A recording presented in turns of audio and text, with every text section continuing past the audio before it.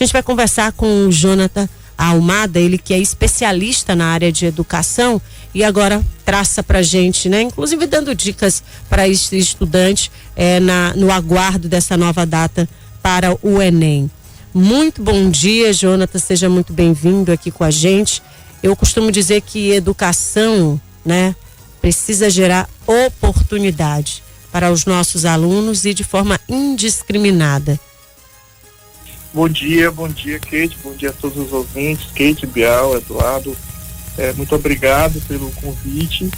De fato, Kate, o grande centro da discussão sobre o adiamento do Enem é a questão da igualdade de oportunidade.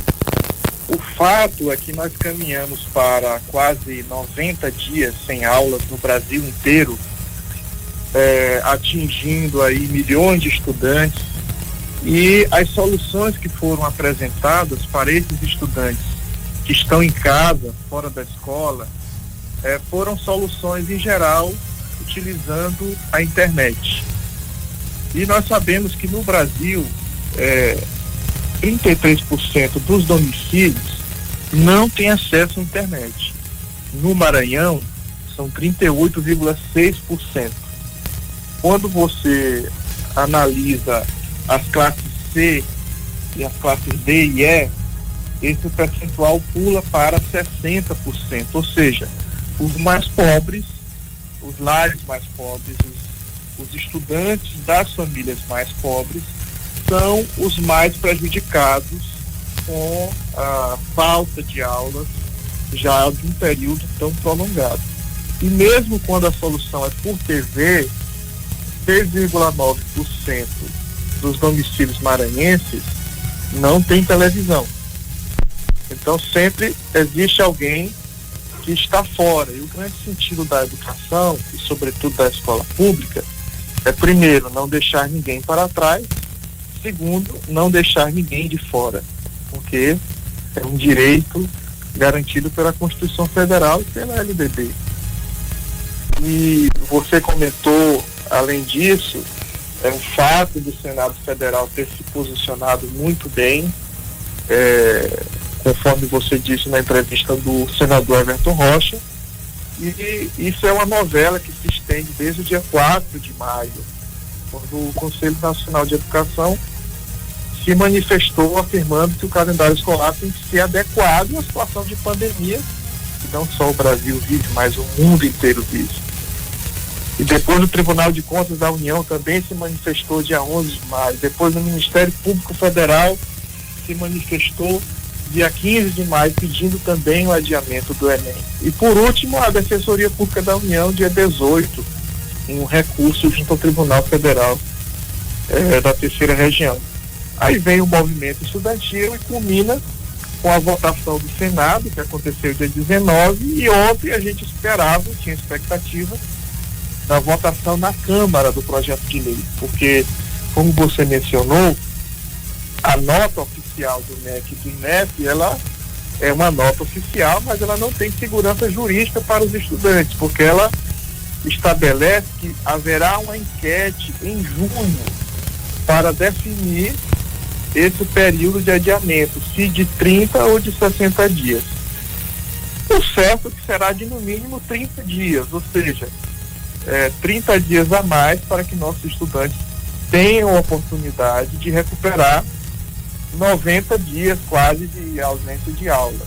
Então realmente é um desequilíbrio, uma desigualdade muito grande e que é responsabilidade do Estado ter, no caso do governo federal, ter ouvido os especialistas no início da pandemia, lá pelo mês de janeiro, e adotado uma posição mais coerente com o que todos falavam desde então. Agora, Jonathan, Eduardo Bueno aqui falando, bom dia para você também. Jonathan, é o seguinte, eu queria saber qual é a avaliação que você, como especialista em educação, faz da fala do ministro Abraham Weintraub, em que ele dizia o seguinte, que o Enem não servia para realizar a justiça social ou consertar injustiças sociais da sociedade para selecionar os melhores das escolas. Como é que você avalia essa fala no momento tão difícil aí que a gente está passando da pandemia e, como você já bem disse, em que tanta gente não tem oportunidade de estudar nesse momento via internet? É uma fala, Eduardo, muito fora dos objetivos que ele jurou se responsabilizar quando ele assumiu o cargo de ministro da Educação, porque está lá na Constituição Federal. Um dos objetivos da educação pública é trabalhar por mais igualdade de oportunidades. Também está na nossa LDB, que é a Lei Maior da Educação.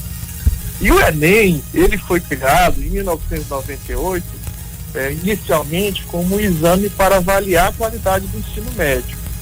E ao longo dos anos ele foi sendo aperfeiçoado para servir de acesso à universidade, assim como o exame que se chama Gaokao na China, que tem esse mesmo papel, o bacharelado na França e o SAT nos Estados Unidos.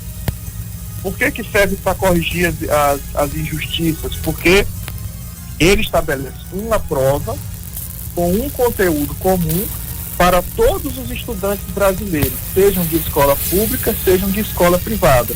Então isso já é uma primeira medida de igualdade de oportunidades, porque em tese todos vão estudar o mesmo conteúdo, então terão melhores condições de concorrência em relação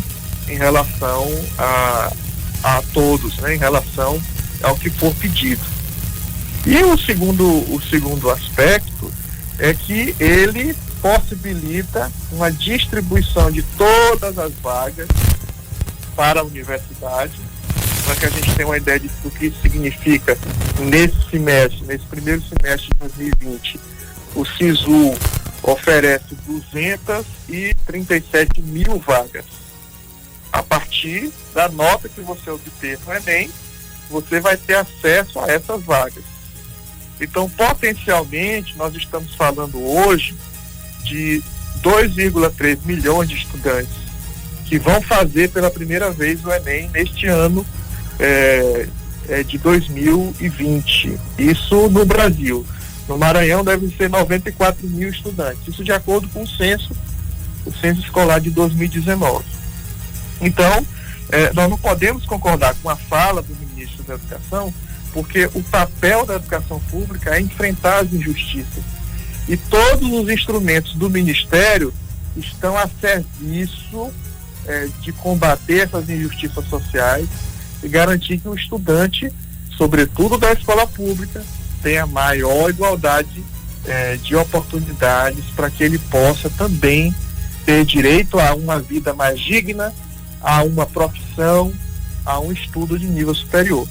Agora, Jonathan, eu acho interessante porque a gente podia avaliar, no mínimo, uma falta de bom senso ao avaliar um cenário tão delicado como esse e numa pasta tão estratégica, onde você acabou de falar sobre esta oportunidade que precisa ser gerada de uma forma igualitária para todos, né? A gente está falando de um acesso ao ensino superior onde todo mundo tem direito. Agora é necessário que tenha, sim, as ferramentas necessárias para isso. Porque o nosso estudante já é um estudante muito sofrido, já é um estudante com muitas dificuldades. Então não me parece justa essa avaliação feita por ele, né? E num momento, repito, delicado, onde as famílias estão sofridas, famílias estão perdendo pessoas e o mundo não para, né? A vida não para, você tem que continuar aí tentando um espaço, tentando a cada caminhar, a cada passo, construir seu futuro.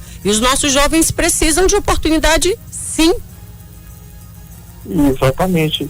E Kate, só para comparar como essa atitude reflete a falta de bom senso, vamos dizer assim, o ministro similar, o ministro da Educação da Argentina, teve uma atitude totalmente diferente. Desde o início da pandemia, eles criaram uma rede nacional de educação à distância remota. Eles construíram uma plataforma na internet.